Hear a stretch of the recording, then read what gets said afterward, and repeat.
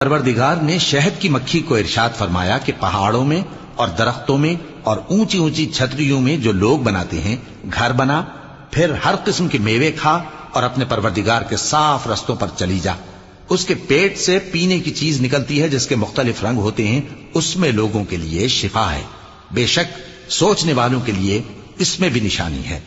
और अल्लाह ही ने तुमको पैदा किया, फिर वही तुमको मौत देता है, और तुम में बाज ऐसे होते हैं कि निहायत खराब उम्र को पहुंच जाते हैं ताकि बहुत कुछ जानने के बाद हर चीज से बेइल्म हो जाएं। बेशक अल्लाह सब कुछ जानने वाला है, कुदरत वाला है। और अल्लाह ने रिज़्क़ और दौलत में बाज को बाज पर फजीलत दी है, तो जिन लोगों को फजीलत दी है वो अपना रिज़्क़ अपने गुलामों को तो दे डालने वाले हैं नहीं कि सब उसमें बराबर हो जाएं। तो क्या ये लोग नेमत इलाही के मुनकिर हैं?